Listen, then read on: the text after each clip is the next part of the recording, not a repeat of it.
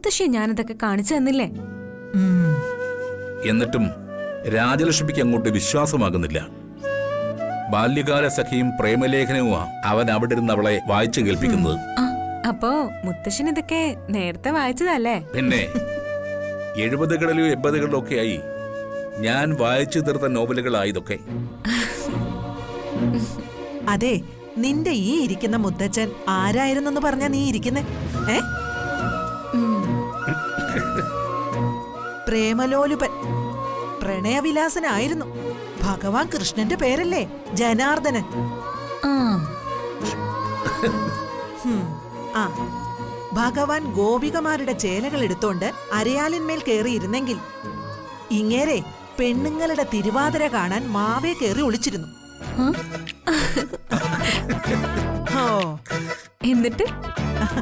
എന്നിട്ട് മാവേലി മിശറുണ്ടായിരുന്നു, കടിയൻ ഉറുമ്പേ. അത് ദേഹം ആസകലം കടിച്ചപ്പോ ഇങ്ങേര് ഞെളിപിരി കൊണ്ട് മാങ്കൊമ്പൊടിഞ്ഞ് തിരുവാതിര കളിക്കുന്ന പെണ്ണുങ്ങളെ ഇടയിൽ വന്ന് വീണു. അയ്യോ രാജലക്ഷ്മി, കൊച്ചിന്റെ മുമ്പ് വെച്ച് എന്നെ നാട്ടിക്കരുത്. ഭയങ്കരനായിരുന്നല്ലേ? പിന്നെ ഭീകരൻ.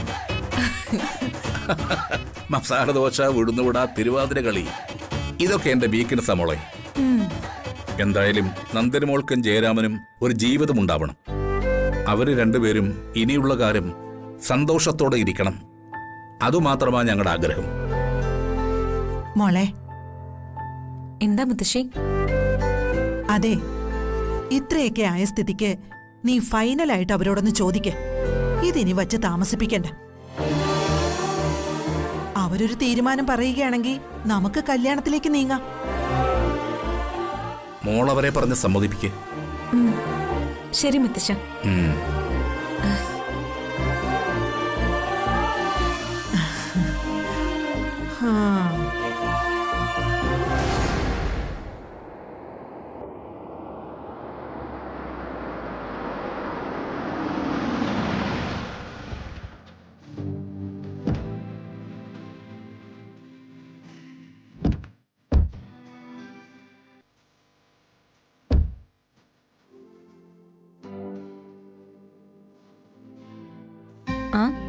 ഹോസ്പിറ്റലിൽ പോയവര് ഇത്രയും പെട്ടെന്ന് തിരിച്ചു വന്നോ?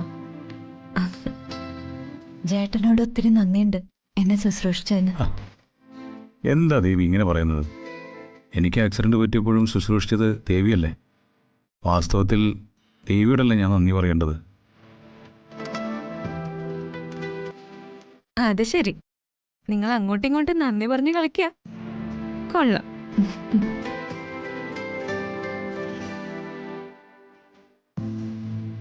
കയ്യിലെ കെട്ടൊക്കെ അഴിച്ചു കളഞ്ഞല്ലേ?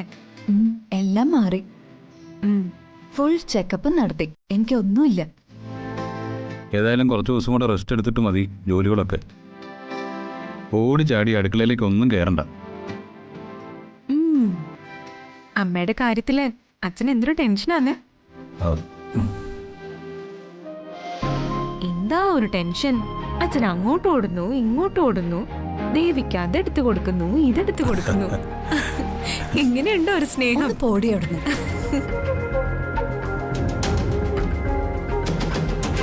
അല്ല, ഞാനൊരു കാര്യം വളരെ സീരിയസ് ആയിട്ട് പറയാ. അമ്മ, അച്ഛനുമായിട്ടുള്ള കല്യാണത്തിന് ഇനിയെങ്കിലും സമ്മതിക്കണം.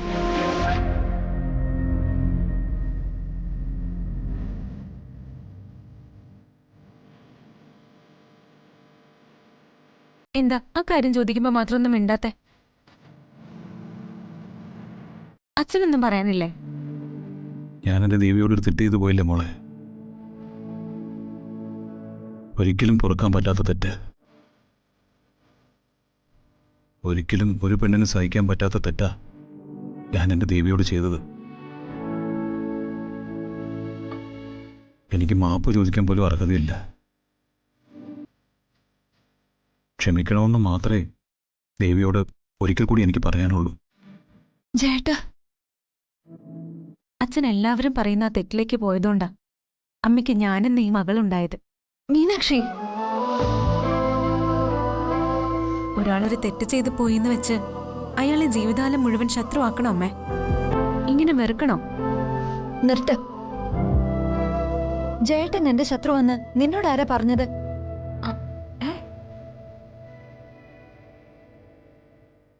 ചങ്കി കുത്തുന്ന വർത്തമാനം പറയരുത്. എനിക്കത് സഹിക്കില്ല. അയ്യോ, എന്താ ഞാൻ കേക്കുന്നത്?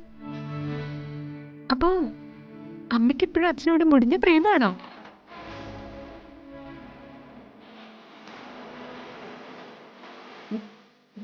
മീനാക്ഷി, നീ തല്ലി മേടിക്കുവേ. എന്റെ ദൈവമേ, നിനക്കൊരായിരം നന്ദി. ദേ, ഇതൊക്കെയാ പ്രണയം. വടക്കിനി പ്രണയം, തെക്കിനി പ്രണയം എന്നൊക്കെ പറയുന്ന നാടൻ പ്രണയം.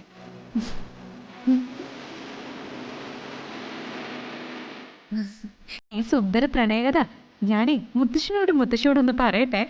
ഏയ്, ആ, എടി. മോളെ.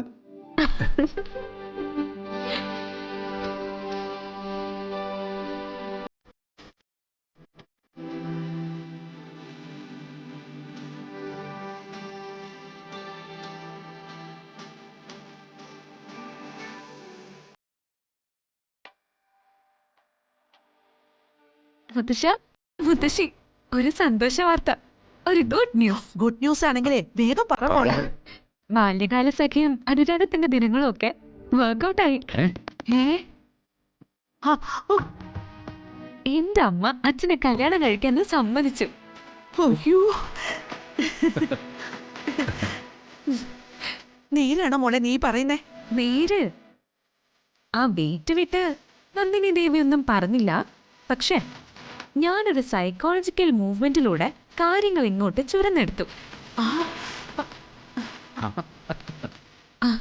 ഒടുവിൽ നന്ദിനി ദേവിക്ക് സമ്മതിക്കേണ്ടി വന്നു. വെച്ച് താമസിപ്പിക്കാതെ അവരെ എത്രയും പെട്ടെന്ന് കല്യാണം കഴിപ്പിക്കണം മുത്തശ്ശി. ആ, നന്ദിനിമോട് സമ്മതിച്ച സ്ഥിതിക്ക് ഇനി ഒട്ടും വൈകിപ്പിക്കരുത്. ആ, ഞാൻ നന്ദിനി മോളെ ഒന്ന് കാണട്ടെ. ആ, ഞാൻ അവരെ ഇങ്ങോട്ട് വിളിച്ചോണ്ട് വരാം. അങ്ങനെ നമ്മുടെ ഒരു പ്രശ്നം കൂടി വളരെ ശാന്തമായി പരിഹരിക്കപ്പെടുകയാണ്. ആ, നമ്മളെ എന്നും അലട്ടിക്കൊണ്ടിരുന്ന ഒരു പ്രശ്നമായിരുന്നു അത്. അവർക്കൊരു ജീവിതം വേണമെന്നുള്ളത്. അതേതായാലും ദൈവം അനുഗ്രഹിച്ചു. എന്റെ ദൈവമേ. എന്താ അമ്മയെ വിളിപ്പിച്ചത്? ഡാ, ഈ മീനാക്ഷി പറഞ്ഞതൊക്കെ സത്യമാണോ?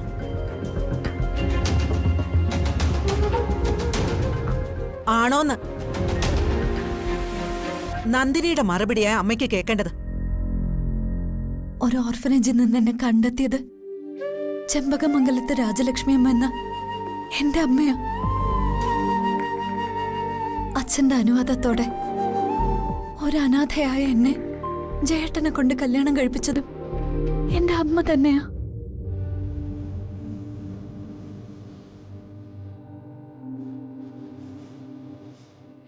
എല്ലാം തകർന്ന് മരണം മാത്രം മുന്നിൽ കണ്ടു നിന്നപ്പോ മനസ്സുകൊണ്ട് എന്നെ ചേർത്ത് പിടിച്ച് എന്നെ മകളായി ദത്തെടുത്തതും എന്റെ അമ്മയാ.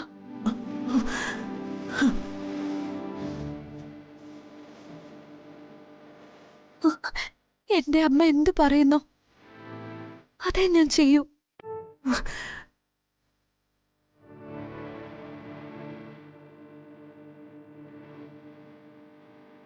ഞാൻ പ്രസവിച്ച എന്റെ മക്കളെക്കാൾ കൂടുതൽ പരിഗണനയും സ്നേഹവും ഞാൻ നിനക്ക് നൽകിയിട്ടുണ്ട്. ഞാൻ പ്രസവിക്കേണ്ട മകൾ തന്നെയായിരുന്നു നീ. ദൈവത്തിന് അന്ന് കണക്ക് തെറ്റിയതുകൊണ്ടായിരിക്കും പിന്നീട് നിന്നെ ദൈവം തന്നെ എന്നോട് കൂട്ടിച്ചേർത്തത്. ഈ അമ്മ പറയുന്നത് എന്ന് നീ കേക്കോ? കേൾക്കും. എന്നാൽ അമ്മ പറയുന്നു, എല്ലാം മറക്കാൻ കഴിവുള്ള എന്റെ മോൾ ജയരാമനെ വിവാഹം കഴിക്കണം.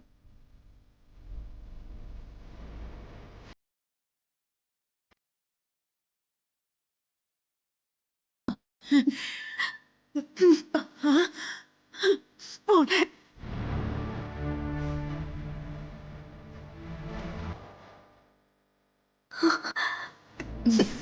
അതെ, എന്താ? കാശെടു. കാശോ? ആ, ബ്രോക്കർ ഫീസ്. ഞാനാണ് ഇതിന്റെ ബ്രോക്കർ. തന്നില്ലെങ്കിലേ കുത്തിന് പിടിച്ചാൽ എടി, എടി, എടി. ദേ, എടുക്കെടുക്കെടുക്ക. ദേ, പിന്നെ ഞാൻ ആ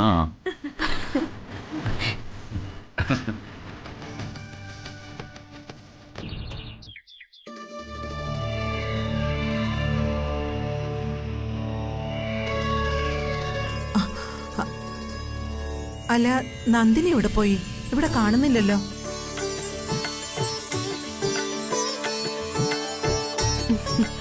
കല്യാണപ്പെണ്ണല്ലേ, സ്വന്തം കല്യാണത്തിന്റെ മുഹൂർത്തം കുറിപ്പിക്കുമ്പോ കല്യാണപ്പെണ്ണ് നിൽക്കുന്നത് ശരിയല്ലല്ലോ.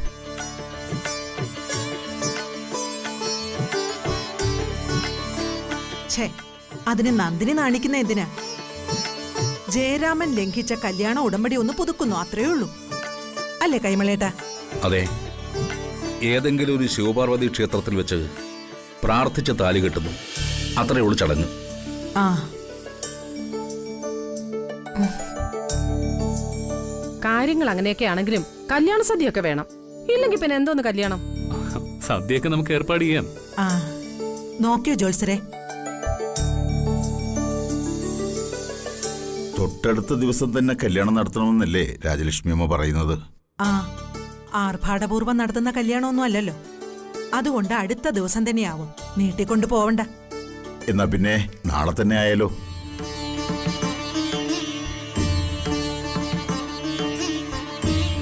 ഏ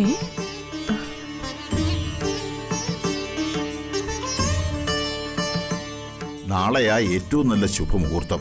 പിന്നെ നോക്കുമ്പോ കുറേ ദിവസം അത് നീണ്ടുപോകും. കൈമളേട്ടന്റെ അഭിപ്രായം എന്താ? എന്നോടല്ലല്ലോ രാജലക്ഷ്മി അഭിപ്രായം ചോദിക്കേണ്ടത്, ജയരാമനോടും നന്ദിനോടും അല്ലേ? അല്ലേ? ജയരാമൻ എന്തു പറയുന്നു? ഞാൻ എന്ത് പറയാനമ്മേ, അമ്മ അങ്ങ് തീരുമാനിച്ചാൽ മതി. നന്ദിനി, നന്ദിനി! മിണ്ടാ പൂച്ച കല്ലുടയ്ക്കൊന്ന് കേട്ടിട്ടുണ്ട്. സൈലന്റായിട്ട് നടന്നിട്ട് അവൾ എല്ലാ കാര്യം നടത്തിയെടുത്തു. ഛേ,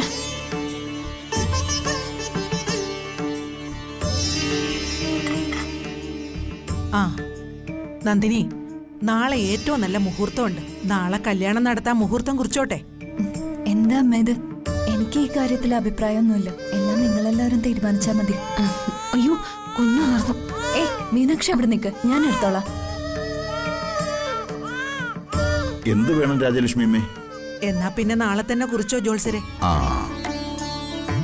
അതെ അമ്മേ, അച്ഛാ, കല്യാണത്തെക്കുറിച്ച് എനിക്കൊരു ചെറിയ അഭിപ്രായമുണ്ട്. ആ, കല്യാണ ചെറുക്കൻ കല്യാണത്തെ കുറിച്ച് അഭിപ്രായം പറയണം. നീ പറയേ. മറ്റൊന്നുമല്ല, ഒരു മാലയിടൽ ചടങ്ങ് മാത്രമായിട്ട് ഈ കല്യാണത്തെ കാണണം. ഈ ചടങ്ങിന് നമ്മൾ കുടുംബക്കാർ മാത്രമല്ലാതെ മറ്റാരും വേണ്ടെന്ന എൻ്റെ ഒരു അഭിപ്രായം. നമ്മളല്ലേ ഉള്ളു ഏട്ടാ. കല്യാണം നാളെ ആയതുകൊണ്ട് വേറെ ആരെയും ക്ഷണിക്കാൻ പറ്റില്ലല്ലോ.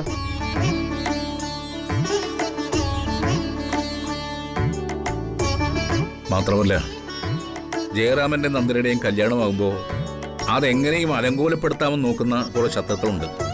അതെ, അത് മുത്തശ്ശൻ പറയുന്നത് വളരെ ശരിയാ. അതുകൊണ്ട് അവരുടെ ശ്രദ്ധയിൽപ്പെടുത്താതെ വേണം ഈ കല്യാണം നടത്താൻ. അതിനെന്താ, ക്ഷേത്രത്തിൽ നമ്മൾ ഇന്നേ വിവരം അറിയിക്കുന്നു. നാളെ മുഹൂർത്ത സമയത്ത് അവിടെ എത്തുന്നു, താലി കെട്ടുന്നു, ആഹാരം കഴിക്കുന്നു, തിരിച്ചു പോരുന്നു. ആ, അല്ല, കല്യാണത്തിന് നമ്മൾ മാത്രമല്ലേ ഉള്ളൂ. ഏതെങ്കിലും ഹോട്ടൽ ഏർപ്പാട് ചെയ്യാം. ആ, അത് മതി. നാളെ രാവിലെ 10നും 10:30ക്കും ഇടയ്ക്ക ശുഭമുഹൂർത്തം. ആ,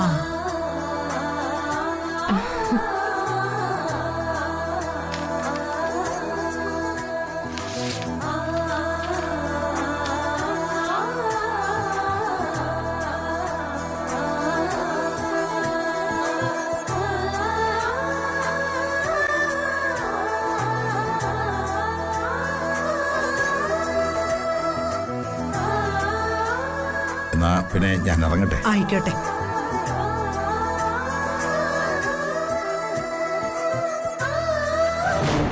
അങ്ങനെ അവള് കല്യാണം കഴിച്ച് സുഖിച്ച് ജീവിക്കണ്ട. ഇക്കാര്യം ഇന്ദ്രേച്ചി അറിയിച്ചാലോ? ആ മോനെ കാർത്തി, ആ, എന്താ മുത്തശ്ശി? ഇന്ന് ഒരു ദിവസം മാത്രമേ ഉള്ളൂ കല്യാണത്തിന്. കുറെ കാര്യങ്ങൾ അടുപ്പിക്കണം. എന്ത് വേണമെന്ന് മുത്തശ്ശി പറഞ്ഞാൽ മതി. ആ, പറയ്.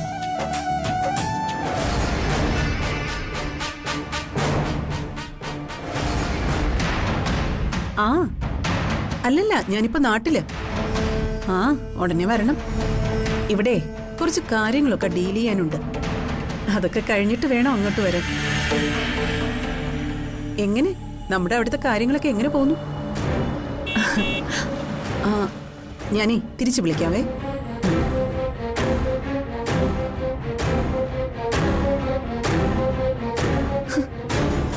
ഇതാര്? എന്റെ മോളോ? ഈശ്വര, എന്റെ മീനാക്ഷി മോള് വന്നല്ലോ. എന്റെ മോക്ക് ഞാനിപ്പോ എന്താ തരാ? ആ അല്ലെങ്കിൽ തന്നെ എന്തിനാ ആദ്യത്തെ മര്യാദയൊക്കെ? ഇതെന്റെ മീനാക്ഷി മോളല്ലേ? അവകാശം പറയാനും ആധാരം എഴുതി വാങ്ങാനൊന്നുമല്ല ഞങ്ങൾ ഇങ്ങോട്ടേക്ക് വന്നത്. മറ്റൊരു കാര്യം പറയാന് ഈ സന്ധ്യ കഴിഞ്ഞ നേരത്തെ ഞങ്ങൾ വന്നത്. ഓ, നീ ഇപ്പോഴും ശത്രുപക്ഷത്ത് തന്നെയാണല്ലോ. മിത്രപക്ഷത്തേക്ക് വരേണ്ട സിറ്റുവേഷൻസ് ഒക്കെ ഒന്നൊന്നായി അമ്മായി തന്നെ ഇല്ലാതാക്കിയല്ലോ. ഓ, നീ എന്നെ അമ്മായിന്ന് വിളിച്ചല്ലോ. ഉള്ളിൽ വൈരാഗ്യം പുരട്ടി വെച്ചിട്ടുള്ള വിളിയാണെങ്കിലും ആ വിളി കേൾക്കുമ്പോ ഒരു സുഖ. ആത്മാർത്ഥതയോടെ അങ്ങനെയൊക്കെ വിളിച്ചൊരു കാലം ഉണ്ടായിരുന്നു. അതൊക്കെ പോയല്ലോ. നീ ശത്രുപക്ഷത്ത് തന്നെ നിന്നോ? അതങ്ങനെ തന്നെ ആവുന്നതാ എനിക്കും നിനക്കും നല്ലത്. പക്ഷെ ഇവള് എന്റെ മകളാ. ഇവളെ എനിക്ക് ഇങ്ങോട്ട് വേണം. അപ്പോ ആ കാര്യം വല്യമ്മ അറിഞ്ഞില്ലേ? വല്യമ്മയുടെ ഈ മകളുടെ കല്യാണം കഴിഞ്ഞു. ഒന്നല്ല, 2 പ്രാവശ്യം. 2 പ്രാവശ്യം എന്നെ കല്യാണം കഴിച്ചതേ ദേ ഇങ്ങേരാ, വല്യമ്മയുടെ ആകെയുള്ള ആങ്ങളയുടെ മകൻ കാർത്തിക്.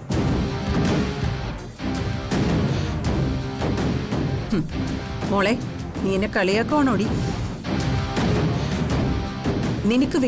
നിനക്ക് വേണ്ടി മാത്രം എല്ലാം മറന്ന് ഞാൻ ഗൾഫിൽ നിന്ന് ഇങ്ങോട്ട് വന്നത്. ഇമോഷണൽ ഒന്നും ആകണ്ട വല്യമ്മ. വല്യമ്മ ആരാണെന്നും എന്താണെന്നും ഒക്കെ എനിക്ക് നന്നായിട്ട് അറിയാം. മോളെ, വന്ന കാര്യം പറ കാർത്തിയേട്ടാ. ആ, ക്ഷണിക്കേണ്ടത് ഞാനല്ലല്ലോ, മീനാക്ഷിയല്ലേ? ശരിയാ, ക്ഷണിക്കാനുള്ള അർഹത കൂടുതലും എനിക്കാണ്. അല്പം വൈകിപ്പോയതിൽ ക്ഷമിക്കണം. നാളെ രാവിലെ 10-നും 10:30-ക്കുമുള്ള ശുഭമുഹൂർത്തത്തിൽ പുന്നക്കീഴിൽ ഭഗവതി ക്ഷേത്രത്തിൽ വെച്ച് എന്റെ അച്ഛന്റെയും അമ്മയുടെയും കല്യാണമാണ്.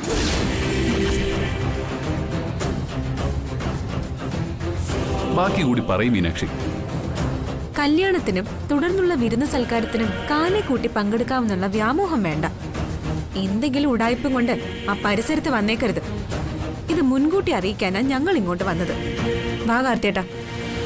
നിക്കടി അവിടെ.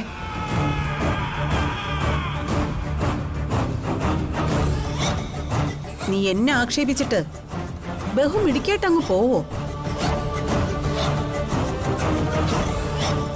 എന്റെ മാധുരിയുടെ മകളായ നീ എന്റെ മകളാ, അത് മറക്കണ്ട.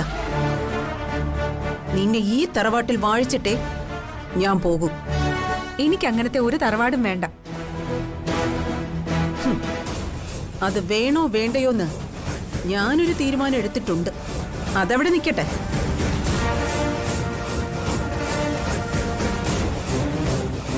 നീ കളിയാക്കിക്കൊണ്ട് എന്നെ കല്യാണം ക്ഷണിച്ചു. നീ ആരുടെ കല്യാണമാ നടത്താൻ പോകുന്നതെന്ന് അറിയാമോ?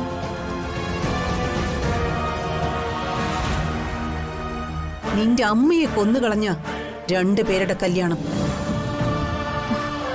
എന്റെ അമ്മ ആരും കൊന്നൊന്നും അല്ലല്ലോ. ഫ്ലാറ്റിന്റെ മുകളിൽ നിന്ന് താഴേക്ക് വീണ് മരിച്ചതാ. അല്ല, നിന്റെ അമ്മയെ കൊന്നത് തന്നെയാ. No, I am the witness. ഞാൻ സാക്ഷിയാ. ഞാൻ നോക്കി നിൽക്കുക എന്റെ അമ്മ താഴേക്ക് വീണ് മരിച്ചത്. ജയറാമിനും നന്ദിനിക്കും വീണ്ടും ഒരുമിച്ച് ജീവിക്കാൻ വേണ്ടി മാധുരിയെ കൊന്നതാണെന്ന് ഞാൻ വീണ്ടും വീണ്ടും പറയുന്നു.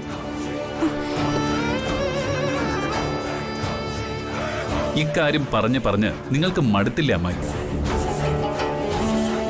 ചെമ്പകമംഗലത്തോടുള്ള ശത്രുത വെച്ച് എന്ത് അപവാദവും പറഞ്ഞു പരത്താമെന്ന് കരുതരുത്. അമ്മായി പലവട്ടം പലതരത്തിൽ ചെമ്പകമംഗലത്തുള്ള ഓരോരുത്തരെയും ഉപദ്രവിക്കുന്നു. ഒടുവിൽ എന്റെ അമ്മയെ അപായപ്പെടുത്താനുള്ള ശ്രമത്തിന് പിന്നിലും അമ്മായിയാണെന്ന് ഞാൻ വിശ്വസിക്കുന്നു. അതുകൊണ്ട് അവസാനമായി ഞാൻ പറയുന്നു, കഴുകനെ പോലെ ചിറകടിച്ച് ചെമ്പകമംഗലത്തിന് മുകളിലൂടെ പറക്കരുത്. ചിറകും തലയും ഞാൻ വെട്ടിക്കളയും. വാ മീനാക്ഷി. മീനാക്ഷി നിൽക്ക്.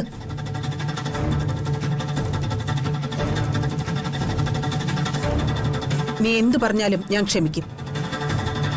കാരണം ഒരമ്മയുടെ വാത്സല്യമാണ് എനിക്ക് എന്റെ മകളായ നിന്നോട്. നിന്നെ എനിക്ക് കിട്ടാൻ വേണ്ടി മാത്രം ഈ വല്യമ്മ ഇവരുടെയൊക്കെ ശത്രുവാവുന്നത്. നീ ഈ അമ്മയുടെ കൂടെ വരണം. ചെമ്പകമംഗലത്ത് അടുക്കളയിൽ കിടന്ന് നശിക്കാനുള്ളതല്ല നിന്റെ ജന്മം.